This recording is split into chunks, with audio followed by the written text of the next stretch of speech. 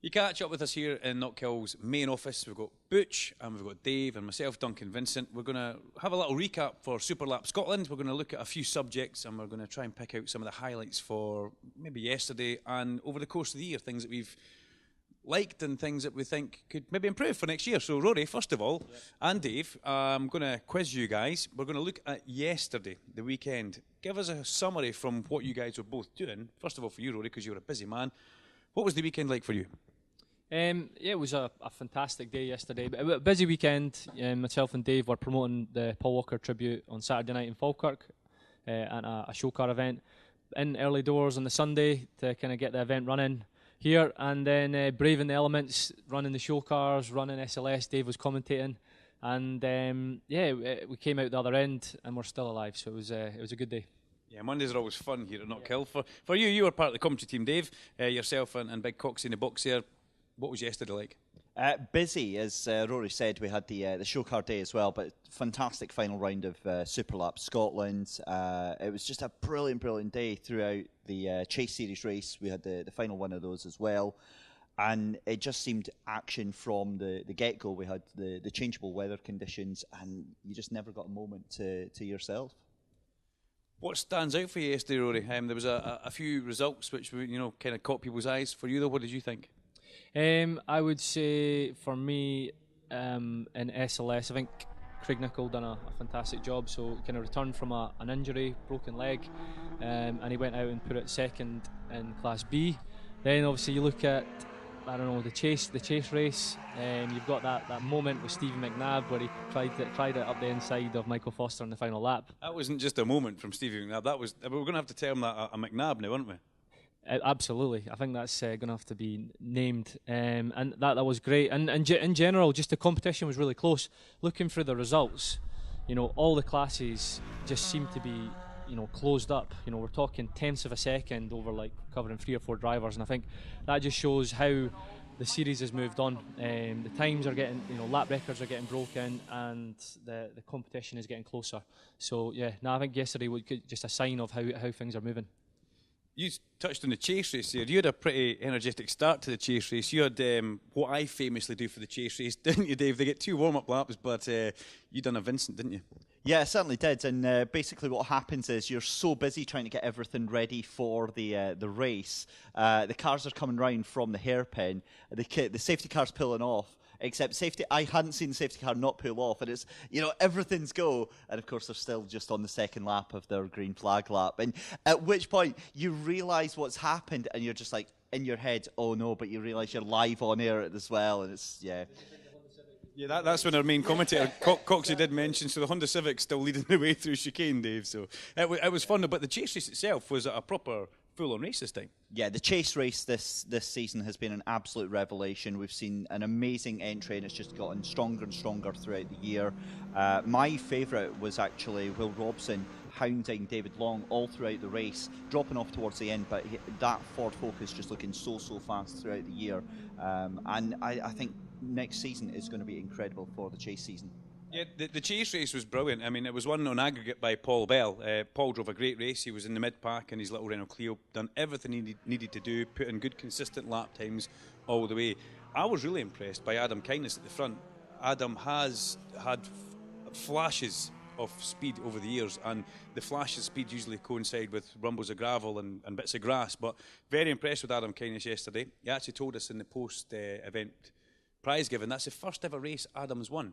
And he's come from a long way, and he's kind of the guy who is helping us with Superlap Scotland. He's behind a lot of it, helps us out, but also he's the guy who Superlap Scotland was kind of built for. It's the guy who's come from track day, started started on track days a long time ago, and he's just worked his way through, but he drove a very good race yesterday, under a lot of pressure from, as you said, David Long, all the way through, and there was Will Robson just off the back of him, so I think a little collective congratulations, round of applause to Adam Kindness, who won it on the road. Although Paul Bell did win the chase on aggregate. Now I'm going to ask you in 20 seconds to give us the kind of the breakdown of how the chase race works then. 20 seconds starting from now. Start your stopwatches. Okay, so the chase race is a normal race on the road. So everybody heads off the line and they're basically trying to win their class on the road. The second part of that is the aggregate system. So that basically calculates after the race who has won based upon their aggregate class times. So effectively, Class F, which happened yesterday, could win the race overall. Yeah, perfect. And we're going to let you away with that. That's good. Thanks. I'm kind of confused myself sometimes on how it works, but that sounded okay. Okay. So we've got a few bullet points we're going to follow here. We've got a little bit of paper in front of us, and it's just we're going to have a little look at. We've got the season now, so let's touch upon the season. We've done the weekend. The whole season covers. It starts round about April, May, and it goes through. We get sometimes double headers where we have a Saturday reverse direction, Sunday normal direction. I'm quite a fan favourite. I do like that. I think it's great for the drivers. But what's one of your standout moments for the season, Dave? Oh, that's a difficult one. I think probably Alex Milne yesterday, not only doing the Super Lap Scotland, but also taking part in the fun little drag race that we have at lunchtime for the public and the show cars as well. I think that it kind of shows his fun side and the fact that he doesn't really take anything too seriously. So there's so many different things on the track, though. I mean, Martin Brown has been absolutely fantastic this year as well. It makes it very, very difficult because we've had some incredible performances. Alex in his Audi TT RS Plus. Did I get that right? Yeah, I did, didn't I, guys? I mean, it's changed colour over the year, but he's also got a good bit of help. He's promoting Alzheimer's Scotland, but also brought along a second car yesterday for Robert Jobson, which was fabulous. He's built a Renault, I think it's a Megane. It's got a special diff in it. It's got good suspension all round in it. And he gave it to Robert Jobson, who, Rab's a great guy against, he helps with Disability Motorsport Scotland. Good mechanic himself, good driver himself. So he drove a car for Alex Milne yesterday, and it worked really well. So it's good that Alex is not only looking after himself, but he's given Robert a car. And I believe that he's going to not drive the Audi next year. He's really looking to have a little bit of fun in the Renault Megane. Yeah, absolutely. Rab's a great supporter of the series, great supporter of Alex, and the two of those guys are just fantastic people, and what they do for charities and for the sport is great. Are you going to ask me what my highlight of the season is, Duncan? I am going to ask you to highlight, but also another little bit of that is Colin Duthie yesterday told me that 60 people have now driven that disability car that they put together. This year 60 drivers have driven that car. So what is your highlight of the season, Rory? You've had a bit of time to think. We kind of sprung that on poor Dave there, who crumbled in front of us, but he's done a good job. So what's your highlight? Right, so I've got a couple. First one would be probably Andy Forrest actually coming out in the series in 3 different cars this year. So first of all, we came out in his Westfield, where he set a blistering lap time. I think he went sub 50 seconds in that car. Unbelievable. Then he came out in the Stormtrooper. Well, man, we welcomed that car back so much. It really does so much for the series, promotion-wise. 48 seconds in that one. Was it 0.7, wasn't it? And I don't think he got to give it, the full beans in that car because it ended up breaking before the end of the day. But it would have been great to see what happened there. And then Andy supported the final round in his BMW M1, is it 4.0? Yeah. So his road car turned up in his road car and done a good job in Class D. So that's the kind of stuff we're looking for. And then the last thing, which is a bit of a funny, it was just Michael Foster at round 4. We went up in it and on a Facebook Live, we asked him what he was up to, and he was just snipping away at some, tidying up some of the electronics in the car, and then, we only had a championship to fight for, and ended up not driving for the whole day. So I think we had a bit of a laugh about that, and good job that he ended up coming out on top in the end. So there is a long way. Now, what are you doing here? There's a little bit of modification. Chris, just have a look inside the car there. We've got what looks like a drill, some connectors, and a coffee. What's going on? I decided it'd be a good idea to improve some French electrics. It's not going well. The car won't start now. Oh, so I've broke it. Aye. Okay. But yeah, we'll fix it. We've got a bit of time. It's 3 wires. It can't be that bad.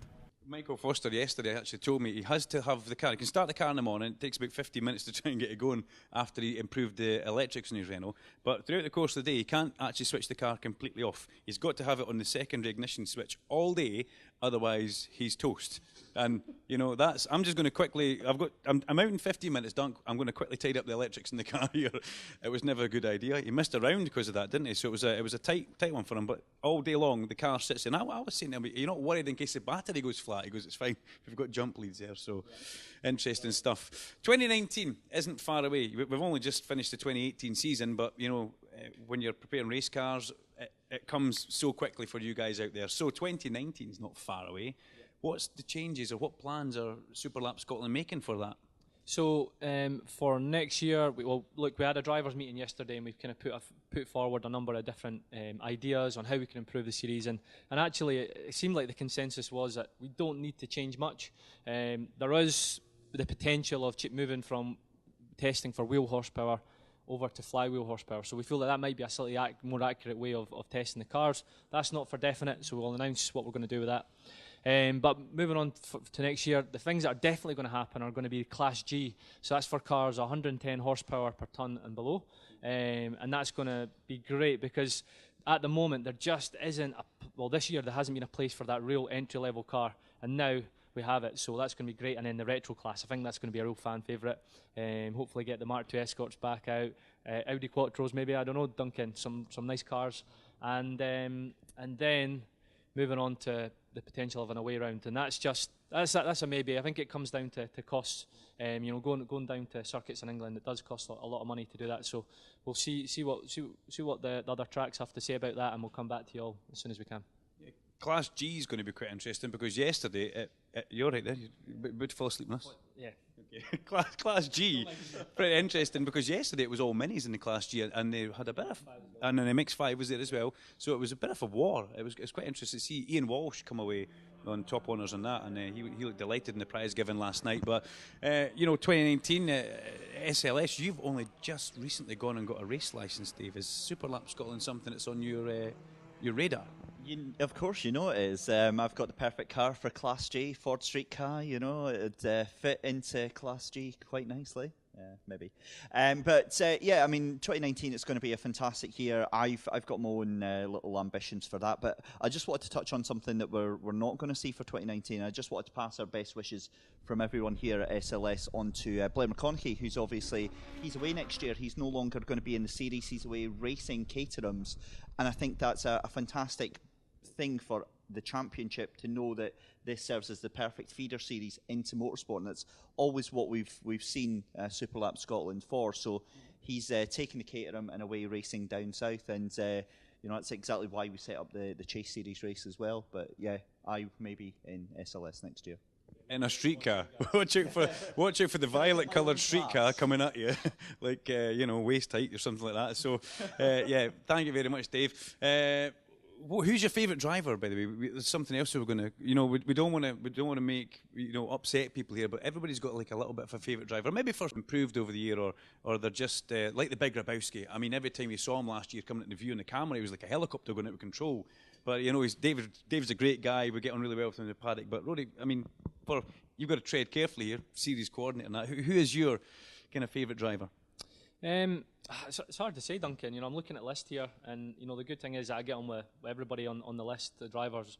Okay, I should maybe change it. Who's your favourite driver to watch on track? To watch, yeah, that's probably a better one. Then I don't have to sit on the fence. Right, come on. Who's good? Who provides entertainment? Actually, looking at the footage from the last event, I thought Ian Pittman was really hustling that Subaru really well. Then Blair McConaughey and that Caterham, he always pushes. Adam Kindness gives it the full beans. There's Michael Foster, all the guys in Class C and F. Oh man, yeah, I think there's a whole host of guys out there who you can just tell are absolutely giving it 110%, and that's what we want. Okay, so Rory's sitting on the fence here. So basically, if your name's on the sheet, Rory loves you. Okay, all 53 of you, Rory loves you. Dave.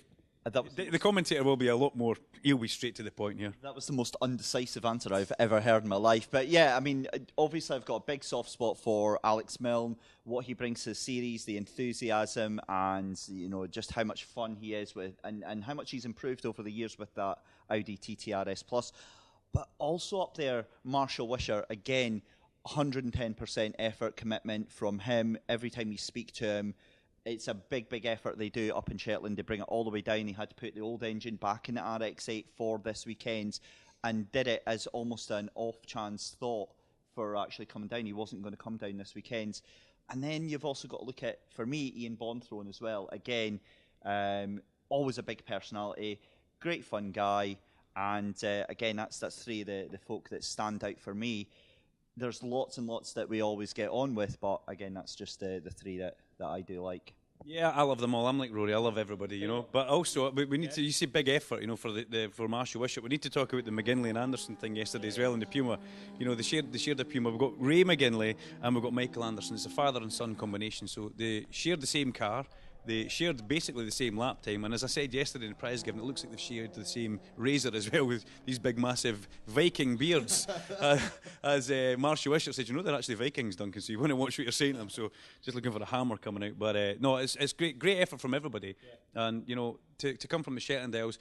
It is a big effort, but you know it's just as much of an effort for somebody to come from, you know, Glasgow and things like that, to get trailers, to get cars. You know, some people still drive their cars to a Super Lap Scotland event, which is great. A lot of people have now changed that idea and decided that they need a trailer. They want to trailer their car here just in case they do a Stevie McNabb and it needs to go in a trailer on their way home. So, Don't forget Jamie Goody. Don't forget Jamie Goody, because he's also a Shetlander. So he'll come after you if you don't. You know, come after me with the Viking hammer. Okay. In MX5, wasn't he? So. One other thing to point out as well, we need to point out about Martin Henry. Great to have him back in the championship. However, yesterday might have been a day to forget being the optimal word for that. Don't forget your race suit, kids, and your helmet and all your protective gear. It's not the best. So we done a Facebook Live yesterday, and Martin Henry was the first guy we spoke to, and he was geared up for it. He was geared up, ready to go racing. And he says, I left the house at 4 o'clock this morning, Duncan. We headed down to Knockhill, but unfortunately I left my race suit, my helmet, my boots on the couch. And below the Facebook Live video, I think his partner had taken a picture of his equipment, his race stuff, all sitting on the couch, which is pretty good stuff. The powers of Facebook, so it works out really well there. So right, okay, we've touched on that subject now. If you could have a Super Lap Scotland car from the paddock, one of these 53, our cameraman's having a moment here, sorry about that. If you could have one of these 53 cars in front of me, Rory and David, what would your car of choice be? I've got one which I'd absolutely love to get behind the wheel of. What would yours be, Rory? Right, we've got to go for Jordan Smith's Ford Escort. I think, and actually, you know what, he could be probably my favourite driver this year, just because of his enthusiasm and also just how sideways he gets in that car and just makes driving fast look good. So. Yeah, okay. I think Lewis McDougall's been watching him and thinking, I need to do that, but I'm going to try it in the front-wheel drive car. So, Dave, favourite car, what would you have? Street car, obviously. I was going to go for Jamie Gowdy's MX5, but I think I'm going to have to actually change that to Robert Davies' Lotus Elise S220 Cup car, because it's small, it's light, it's nimble, and it looks like it would be a heck of a lot of fun to absolutely throw around the track. Okay, that's interesting. Personally, for myself, I can't wait to get a shot of Paul Bell's little Clio. I think it's beautiful. I remember them when they raced in the actual British Championship for part of the touring car package. Proper little sort of Renault Clio. And yeah, either that or I quite like Ian Bonthrone's car as well, you know, the Bonthrone BMW. Something pretty trick there. The SLS paddock, you know, we've got all you guys out there. You're all having fun, but there's such a great spirit in that paddock as well. As yesterday proved, and not just yesterday, so many times has proved this year, people helping other people get bits for cars and looking after. You know, it's a great spirit. It's almost like a little community out there, Rory. Yeah, I think that's one of our biggest strengths, is the fact that, you know, a new driver comes into the paddock and they're just welcomed with open arms. And we see many a time where a driver has an issue on track, crashes, or has a failure with their car, and everybody just drops their tools and goes and helps them out. And that's the camaraderie that we want to keep, and we definitely, you know, is really strong at the moment. Yourself, Dave, you walk about the place, you spend a lot of time in the paddock 2 part of it as well, with the show cars, where it's almost the same kind of thing, isn't it? Yeah, it certainly is. With the show cars, it's definitely been a case of building up the community, and that's the perfect word for SLS as well. I always remember every year there's always some sort of iconic imagery, some iconic footage that we get of exactly what we're saying, of folk helping each other out. And I remember Human Lie being involved with it this year, and a group of 3 to 4 or 5 people doing an engine swap for another competitor midway through the race weekends. And that just perfectly sums it up. You know, the fact that they would all go out and help somebody else to do that who may be a direct competitor in the championship. It's a brilliant, brilliant championship. Well, there you go. That's the spirit in the paddock, and also us giving a little overview of, or just our ideas. You know, they're not 100% true, maybe, or real. I should say not real. It's been a long weekend, but you know, if there's anything that we can help you with, all you got to do is try and drop this man an email. It's quite easy to get in touch with Rory. You can do that several ways. I'll give you his personal mobile number just now. No, I'm only joking. Rory, how can people get in touch with you? So they can contact me at rory@superlapscotland.co.uk. That's probably the best way. Leave me an email, and I will come back to you, and we can see how we can either improve the series or get you involved. And that's really it, guys. We look forward to seeing you in 2019. We also look forward to seeing you at our annual presentation, which will happen probably around about February, I'm thinking. And that's it. It's been a great year. Thank you very much to Rockstar and all our sponsors for making it possible. And most of all, thank you very much to you guys for coming along and helping us out.